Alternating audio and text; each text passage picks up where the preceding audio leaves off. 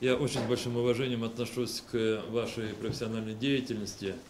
А мне крайне неудобно, я в последнее время многими не могу встретиться. И есть такие агентства, журналисты, которые уже 2-3 дня не могут со мной встретиться. И я сказал, что тогда я готов по отдельности, у меня нет возможности встретиться, но я готов ответить на ваши вопросы. Вот в режиме такой пресс-конференции я не помню всех, кому я так именно предложил в такой форме, но вы сами, видимо, знаете, и поэтому те из журналистов, с кем я не смог в это время встретиться, в эти дни, может быть, вы первые зададите вопросы, которые вы хотели бы мне задать. Я представляю испанскую газету. Да, вот вы в том числе, да. Да, в том числе. Да, и у меня один вопрос, да. Вы готовы поддерживать украинскую армию, флоту, те, которые готовы воевать против русских завоевателей? И каким образом вы готовы их поддерживать и поддерживаете вы их уже? Я позволю себе небольшой исторический экскурс. В 1941 году сюда пришли войска Германии. До 1941 года мы имели короткий период истории в условиях советской власти. 1920, 1941, 21 год. В промежутках этого времени были очень для Крыма страшные события. 27, 28, 29 годы – это разгром всех кадров крымских татар, расстреляли. 29-30 год – это сплошная коллективизация, когда выселили более 30 тысяч крымских татар в Сибирь, Урал. 37, 38, 39 годы, как и по всей тогда большой советской стране, здесь были массовые репрессии, расстреляли тысячи крымских татар. Это к тому, что за 20 лет страшные несчастья тогда пришли и на крымско-татарский народ, и на других, кто здесь жил в Крыму. В 1941 году, когда сюда пришли другие, люди не были поставлены перед выбором. Они оказались в той ситуации, когда одна власть ушла и другая пришла. Но в это время уже тысячи, десятки тысяч крымско-татар были в частях Красной Армии. Они защищали ту страну, в которой они жили на фронтах войны. Остальные должны были выживать. И в 1944 году, когда вновь пришла советская власть, нас обвинили в коллаборационизме и всех выселили. И нас не пускали на свою землю 50 лет. Выселили незаконно, выселили чудовищно. Мы не были коллаборантами. Мы были народом, который жил на своей земле. Проведите аналогию с сегодняшним днем. Мы вновь на своей земле. И вновь нас ставят такие условия, когда заставляют как бы выбирать. Но за те 22 года, которые мы возвращаемся на свою землю в составе украинского государства, у нас не было убийств, у нас не было коллективизации, у нас не расстреливали тысячи людей. Мы жили с такими же трудностями, как живут русские, украинцы, люди других национальностей. Мы строили новое независимое государство. Строим очень тяжело. Экономические, политические, большие внутренние дискуссии. Скажите мне, пожалуйста, вот в этих условиях, когда кто-то кого-то склоняет к тому, чтобы стать коллаборантами, и известные крымские политики сегодня, ничтоже сумняще, заставляют одних людей, которые приняли присягу на верность своему государству, менять эту присягу и переходить на чью-то чужую сторону, я хотел бы, чтобы они просто вспомнили историю Крыма. У нас нет сегодня оснований ни у кого говорить о том, что та ситуация, которая сейчас происходит в Украине, она заставляет делать выбор людей между Украиной и Россией. Вопросы взаимодействия Украины и России, вопросы культурных, экономических, хотите иных, религиозных связей, сегодня нет, это не проблемы границ, это проблемы нормального взаимосуществования разных государств. Сегодня не было необходимости сюда вводить войска. Сегодня нет необходимости людей склонять к тому, чтобы они изменяли своему государству. Поэтому, как бы ситуация ни развивалась, выход должен быть один. Территориальная целостность Украины. Обеспечение жизни людей, живущих в Крыму,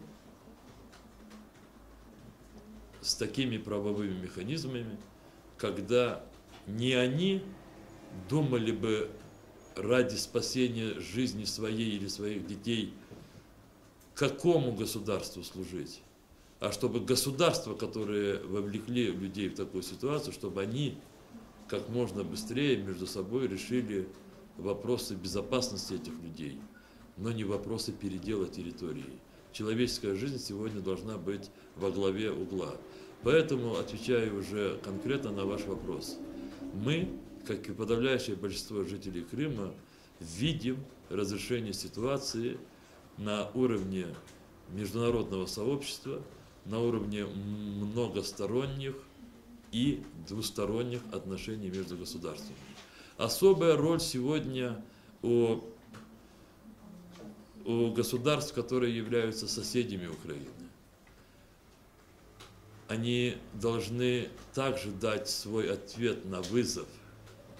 Если сегодня ставится вопрос насильственного изменения границы Украины, вопреки всем международно-правовым актам, вопреки установившимся устойчивым механизмам обеспечения мира послевоенной Европе, и если этого всего недостаточно, и Украина будет разделена, или каким-то образом будет нарушен ее суверенитет, целостность, то соседи наши должны знать, что такое же может стать с ними. Извините, пожалуйста, Кристина, я же австралийское телевидение. Какая сейчас ситуация в Крыму? По крайней мере, уже Россия контролирует институции, военные базы. И как ситуация сейчас крымских татаров? Вы боитесь и силы от стороны Руси, или вы сейчас живете спокойно? Еще несколько дней назад, несмотря на многие проблемы взаимодействия между обществом и властью, был привычный уклад жизни. Люди знали, что даже тогда, когда они недовольны, они могут прийти к власти, потребовать, попросить, предложить, устроить мирный митинг и пытаться воздействовать на поведение власти. Сегодня люди осознали, что никто не берет на себя ответственность за их будущее. Этим люди очень обеспокоены. Сегодня никто не знает, какова конечная цель тех действий, которые осуществляются, и в первую очередь со стороны России. Никто не знает, где остановятся войска, какие они будут дальше предпринимать действия. И поэтому люди сегодня могут ответить только одним: максимальным своим спокойствием, как бы им это трудно не было.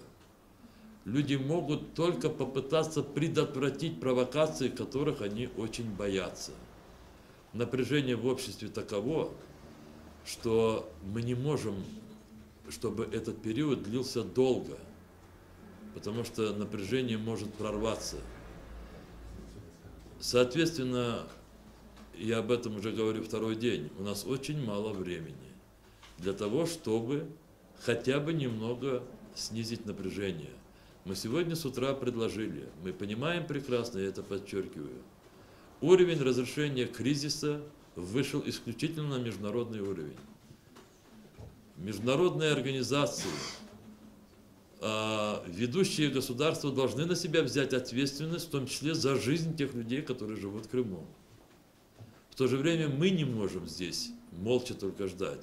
Мы сегодня предложили, как Меджлис крымского народа, нашим коллегам в Верховной Раде Крыма, при этом я подчеркиваю, что сегодня единственным легитимным органом в Крыму из высших органов является Верховная Рада Крыма. 100 депутатов, как бы я ни относился к некоторым моим коллегам, они избранные. Это легитимный орган. Некоторые его решения могут быть незаконными, но это не устраняет его легитимность. Мы предложили Верховной Раде Крыма создать специальную депутатскую комиссию. Точно так же мы предложили депутатам Верховной Рады Украины создать также специальную комиссию. И двум этим комиссиям встретиться незамедлительно и обсуждать те вопросы, которые, по мнению сторон, привели к кризису. И неважно, какие вопросы, без всяких предварительных ультиматумов. Мы такую ситуацию, конечно, в очень безобидной форме, но ситуацию противостояния между Симферополем и Киевом мы пережили в 1994-1995 году. Возможно, кто-то это знает.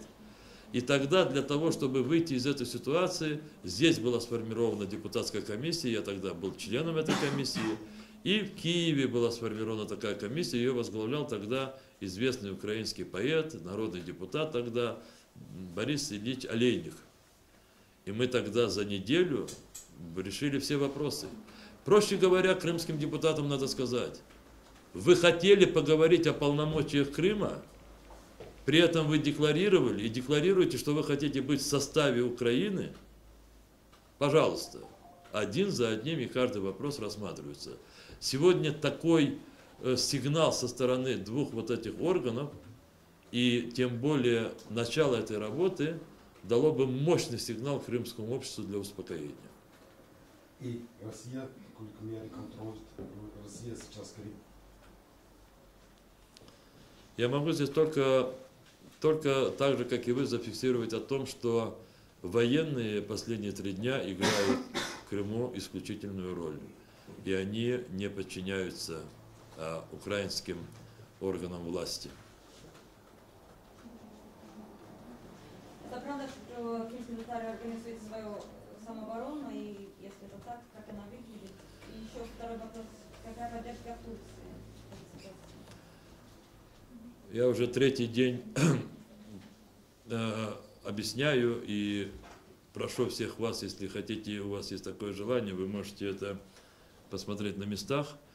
Мы несколько дней назад приняли специальное решение и поручили всем местным меджлисам, они у нас есть во всех административно-территориальных образованиях в Крыму, совместно со своими соседями, совместно с активистами гражданского общества других национальностей, совместно с головами сельских поселковых советов, то есть местными мэриями, организовать координационные советы для того, чтобы на своих территориях приложить все усилия, чтобы сохранялся общественный порядок и избегали бы любых попыток к каким-либо провокациям. Я хочу сказать, что наше предложение с очень большим вниманием и позитивно воспринято нашими соседями, русскими, украинцами, мэрами этих поселков, сел. И сейчас во многих селах такие совместные группы, где и крымские татары, и русские, и украинцы, и люди других национальностей, они просто обеспечивают такой надзор за своей территорией, порядок на своих улицах. Если возникают какие-то бытовые, какие-то дискуссии, то они их разрешают. Что касается поселков, где более-менее моноэтничное население, неважно, русское или крымско-татарское, там также создаются вот такие группы, это не отряды самообороны, группы, которые обеспечивают общественный порядок. Это жизнь, все может быть. Где-то кто-то, извините меня, употребил спиртное, где-то кто-то кому-то сказал резкое слово. Мы хотим избежать любых таких попыток или преднамеренных действий для того, чтобы случилась какая-то провокация, тем более на межнациональной и межрелигиозной сфере. Вы, наверное, кто-то из вас видел, я вчера был вынужден вечером еще отдельно обратиться к ко всем, кто живет в Крыму, пользуясь эфиром телеканала АТР, о том, что мы вчерашней ночью имели как никогда очень много сообщений из разных источников, которые нас предупреждали о том, что именно вчера ночью должны были бы быть большие провокации как в отношении крымских татар, так и в отношении, ну как мне было сказано, славянского населения. И мы всех в открытую предупредили. Мы не хотим сеять панику, и мы делаем все для того, чтобы паники не было. И действительно, если люди будут себя так дальше вести, а военные не переступят тот формат поведения, который сегодня у них есть, мы сможем избежать провокаций, и пока нам все это удается. Но всегда бывают третьи, четвертые стороны. Мы не можем избежать, и поэтому люди должны быть внимательны. Я всегда должен быть уверен, что мой сосед мне верит и доверяет, а мой сосед должен доверять мне. И тогда третья или четвертая сторона имеют меньше шансов нас стравить. Буквально сейчас я прочитал сообщение, наверное, вы видели, что МВД Украины теперь предостерегает о том, что этой ночью могут быть провокации в виде нападений на российские части, и это даст, мол, повод для широкомасштабного вступления войск на территорию Украины. Я не имею возможности оценить, насколько серьезна эта информация, но то, что все стараются избегать провокаций, и при этом все друг друга пытаются упредить в этом я вижу позитив. Но это не может быть бесконечно. Простите, из ваших слов получается, что вы должны защищать российских военных, чтобы не было провокации против них. Разве я такое сказал? Нет, я сказал о том... из ваших слов. Да, хорошо, возможно, да. Я могу перейти на крымско-татарский язык, чтобы быть более понятным. Я сказал о том, что могут быть третьи, четвертые стороны, которые могут вовлечь в провокацию или российские войска. Я не сказал, что мы их будем защищать. У нас нет ни сил, ни полномочий, ни возможности кого-то защищать, кроме как себя. Вот именно. Убрать войска с улиц. Войска, да, мы этого не можем сделать. Это можете сделать вы и правительство тех стран, чьими гражданами вы являетесь. Сегодня одним из таких главных источников напряженности и недоверия это наличие очень большого количества войск на улицах и дорогах. Сегодня открыта граница Украины полностью. Я ссылаюсь исключительно на те информации, которые сегодня с утра демонстрировались государственным телерадиокомпанией «Крым». А эта государственная телерадиокомпания «Крым» сегодня полностью контролируется новоназначенным правительством. И вот в ходе сегодня утренних передач там были сюжеты, где некоторые граждане, это был севастопольский сюжет, заявляли о том, что они создали штаб по приему казаков из Краснодарского края. Сегодня уже 300 казаков из Краснодарского края не только находятся в Крыму, это иностранные граждане, но они принимают активное участие в ряде событий. Кто может гарантировать корректное поведение этих людей, которые пересекают границу и заезжают сюда с четко определенными целями и задачами? Вот о чем я пытаюсь говорить. Как вы оцениваете, пожалуйста, все эти заявления с российской стороны, что новая власть в Киеве представляет какую-то угрозу русскоязычному народу здесь? Это вам правда ли? Как вам кажется? Или это просто претекст, чтобы... Новой власти в Киеве, я затрудняюсь сейчас назвать вам точное количество недель, но можете сами почитать и помочь мне. Несколько недель новой власти в Киеве. До этого была власть, которая всеми крымскими политиками, которые сейчас устроили, с моей точки зрения, путч, оценивалась как власть, которая принесла покращение, русским это улучшение, которая принесла стабильность благодаря вертикали власти. То есть еще 2-3 недели назад у нас не было никаких причин ничего бояться то, что в Киеве. Конечно, кроме того, может быть, что происходило в Майдане с точки зрения части моих сограждан крымских. Новая власть еще ничего такого не сделала, такого, чтобы их действия оценивать непосредственно угрожающими или жизни крымчан, или их интересам. За исключением пару таких действий, которые могут оцениваться как, скажем так, такие, которые представляют беспокойство для крымчан. Отмена, допустим, языка о государственной языковой политике в Украине, отмена закона о государственной языковой политике. Но я как раз и говорю, что у нас раньше были ситуации более такие, скажем, принципиального характера в взаимоотношениях с Киевом, но всегда это решалось путем тех механизмов, которые сегодня есть. Вы знаете, что Совет Федерации принял решение, известное, которым предоставил право президенту России принимать решение о вводе или не вводе войск, и там фигурировало сообщение о том, что в результате беспорядков в Крыму были жертвы среди граждан России. И вы теперь все знаете, что у нас таких событий в Крыму не было. И дай Бог, чтобы их не было дальше. Теперь мы боимся, что раз это было заявлено, теперь это должно быть, что ли. Нас это очень беспокоит. Пожалуйста. Там переводчик, пожалуйста, подождем. Считаете ли вы это вторжение враждебным актом враждебности? Есть международные нормы, есть международное право, и любое вхождение войск одного государства на территорию другого государства без согласия этого государства оценивается однозначно. Это агрессия. Да, извините, я это не сделал преднамеренно.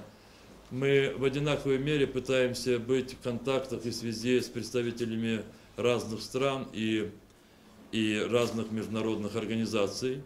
Если вы спросили о Турции, несколько дней назад я имел телефонный разговор с министром иностранных дел Турции, и где я его также проинформировал о той ситуации, что складывается в Крыму. Господин министр иностранных дел Турции Ахмед Давутоглу, он встречался, находясь в Киеве, и с председателем Верховной Рады, исполняющим обязанности президента господином Турчиновым.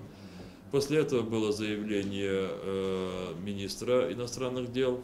Это заявление лежит полностью в русле заявлений европейских государств. Мы говорили с господином министром о том, что необходимо предпринятие задействование тех механизмов, которые предусмотрены в Будапештском меморандуме 1994 года.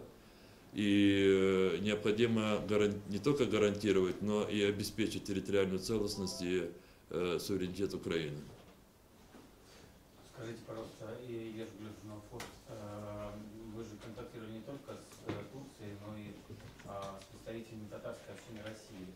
Здесь был не только татарский мусульман, здесь был Рамзан Кадыров, здесь был Миниханов. Что они вам обещали? Я не встречался с Рамзаном Кадыровым и не встречался с господином Минихановым. В эти дни, которые случайно совпали с вхождением российских войск, приехала большая делегация Татарстана. В его составе есть депутаты Госсовета Татарстана, есть деятели культуры, писатели, функционеры Всемирного конгресса татар, духовные лица. С некоторыми я имел встречи по их просьбе. Мы обговаривали вопросы расширения связей между двумя народами, которых очень много связывает историческое прошлое, культура, язык, достаточно близкий к крымско-татарскому народу. Мы говорили о том, что вот этот этап трудный для Украины и Крыма останется позади, и мы эти связи, в общем-то, постараемся развивать более динамично, чем было до настоящего времени. Единственное, мы мусульманский народ, мы имеем свои традиции, и, конечно, все, кто к нам приезжает в гости, они всегда гарантированы хорошим приемом и нашим дружелюбием. И мы, естественно, постарались максимально быть такими же с нашими братьями из Татарстана. Единственное, мы выразили сожаление, что их приезд совпал с такими днями. Можно? Я хотел знать ваше мнение по поводу референдума. Где назначены 30 марта, да, число, но Крым есть другие регионы в мире, которые референдум иногда хотят организовать или организуют, как Квебек, Каталония, вы знаете, в Испании хотят тоже референдум. Где опасность для вас в этом референдуме? Они хотят только автономию, они хотят независимость. Что вы думаете, они хотят? Почему вы против? Я не знаю, где были позитивные последствия референдумов, которые проводились при наличии войск на улицах. И к чему такая поспешность? Сперва ведь было 25 мая, потом поменяли на 30 марта. Ну, отсюда есть очень много выводов, предположений, но они пока пусть останутся у меня, у вас есть свои. Это первое. Второе. Все зависит от того, какой вопрос выносится на референдум. В Крыму очень сложная и драматическая история. История сегодня во многом определяет поведение современных людей, восприятие своей истории, оценка, сегодняшнее самочувствие. Это есть то, что двигает индивидуумами и целыми сообществами. У крымских татар есть очень достойная история, но последние 200 лет она была очень трагической. А в 1944 году нас полностью отсюда депортировали, нас 50 лет не было на этой земле.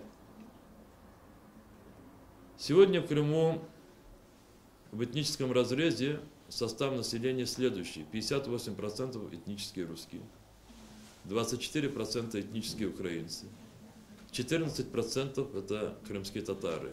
И многие-многие наши братья меньшей численностью там.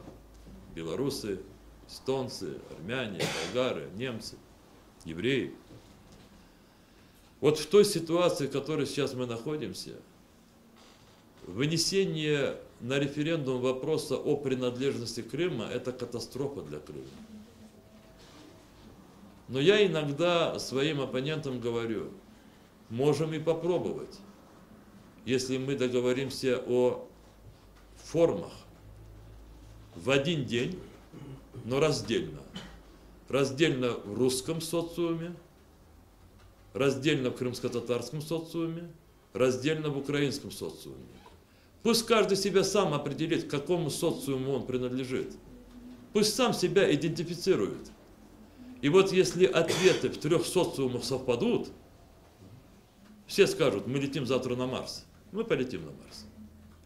Но тогда, когда будет доминировать точка зрения одного этнического сообщества, другие этим будут не удовлетворены, это будет для Крыма нехорошо. Поэтому мы против. Which kind of message you would like to send to President Putin? Что бы вы хотели сказать мне? Какое ваше сообщение?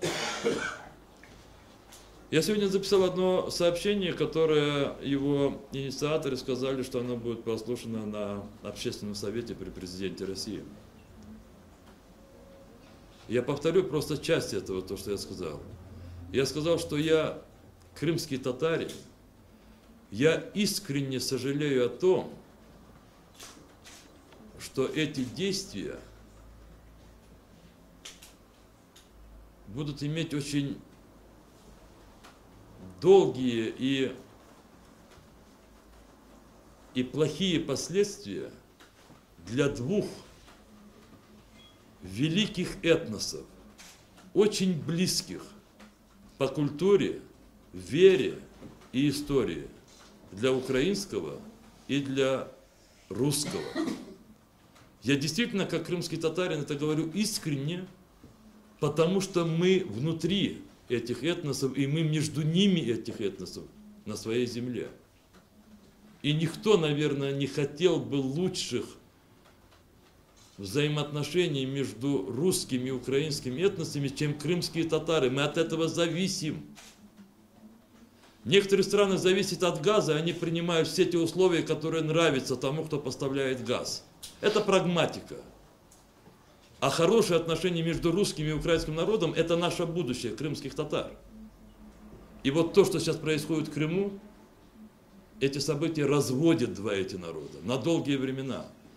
Но я думаю, что еще не поздно. Надо сесть и все это вобрать обратно в формы, которые позволят найти достойный выход. Без крови. Можно еще хотел бы уточнить по поводу референдума. Когда будет референдум, крымское татарское общество какой выбор будет поддерживать? Оставаться в Украине или за присоединение к России, или как независимость государством будет?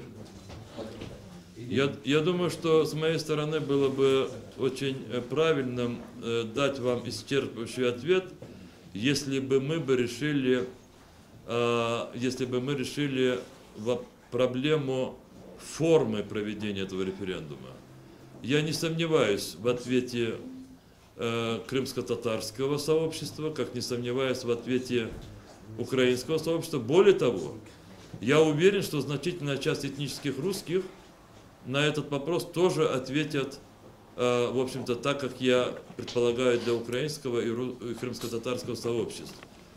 Поскольку сама постановка вопроса о том, где находиться Крыму, может быть поставлена только тогда, когда на это будет согласие украинского государства, согласие международного сообщества. Сам по себе референдум в условиях продолжающейся конфронтации, он просто неуместен. Я только так сейчас отвечу. Крымские татары хотят наконец-то жить на своей родине, их не было 50 лет. Жить можно тогда, когда мир. Референдум, который не будет признаваться многими сторонами, это конфликт. Мы не хотим жить в конфликте. Поэтому мы говорим, давайте решать все вопросы за столом переговоров, не трогая границы. Бойкот референдума не опция, бойкот референдума. У нас был такой опыт в 1991 году, когда проводился здесь референдум 20 января, еще в условиях Советского Союза, когда проводили референдум восстановить или не восстановить Крымскую Советскую Автономную Республику. Нас тогда было всего здесь где-то 40-50 тысяч, мы только начали возвращаться. Мы тогда говорили нашим соседям, крымским политикам, давайте возвратим Крым-Татар и потом сделаем референдум. Но они очень торопились, потому что они боялись, что по возвращению Крым-Татар здесь будут немножко другие условия. Мы тогда бойкотировали, и нам этот бойкот удался. Давайте я сейчас не буду говорить о наших окончательных решениях по референдуму. В этом вопросе только лишь мы в начале процесса. Первое, что хочу спросить, это вы как юрист наверняка знаете, что согласно истории, согласно Конституции Украины, мы не можем провести этот местный референдум без согласия Верховной Рады Украины. Может быть, это своего рода такая провокация в наш адрес, в адрес нашего населения. Второй вопрос, как вы прокомментируете ночные взрывы, которые сегодня происходили в центре Симферополя? Но я не затрагивал вопросы, знаете, сейчас я пытаюсь ответить прямо на те вопросы, которые мне задаются с точки зрения как бы их фактического существования, этих вопросов или действий. Разумеется, для того, чтобы проводить референдум, здесь надо будет очень много решить вопросов, в том числе связанных с его правовым обеспечением и инструментарием для реализации. И поэтому я и сказал, что я не хотел бы окончательно расставлять свои оценки в этом вопросе. То, что касается ночных взрывов, я не могу их охарактеризовать как взрывы, хотя я где-то был очень близко к этим местам. Мы работали со своими коллегами, когда я услышал один хлопок, поэтому я не знаю, о каких взрывах идет речь. Мне тоже показался этот взрыв, но никаких последствий потом официально, неофициально к нам не поступало. Я даже не могу предположить, что это было. Возможно, это был какой-то шумовой эффект.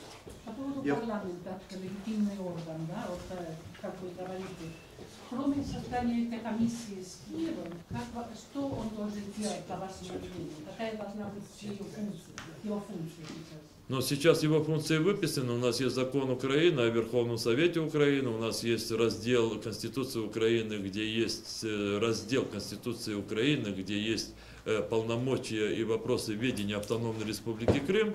И у нас, в конце концов, есть Конституция Автономной Республики Крым, которая утверждена Верховной Радой Украины. Там все полномочия определены, и то, что сегодня делает в некоторых своих решениях, Верховная Рада переступила через эти полномочия. Надо упразднить это. Как? Упразднить надо это решение. Надо возвращаться в правовое поле. Я заметил сегодня цитату, по-моему, от вас. Скажите, пожалуйста, правда ли или нет, что вот все эти события сегодняшние представляют угрозу повторения даже геноцида против вашего народа. Некоторые средства массовой информации так передали мои слова. Я вчера выступал в прямом эфире передачи Савика Шустера. И я сказал, что в нашем социуме есть очень много беспокойства, и наши родители, у кого они живы, а им уже под 85-90 лет, они просто связывают сегодняшние события с теми, что они пережили в 1944 году. Я пытался это сказать.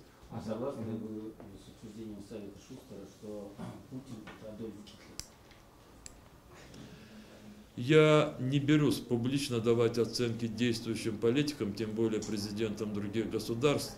Я считаю, что оценка президентов – это удел и право граждан собственного государства. Я хотел бы, чтобы россияне дали оценку высказыванию Савика Шустера или собственную свою другую обнародовали.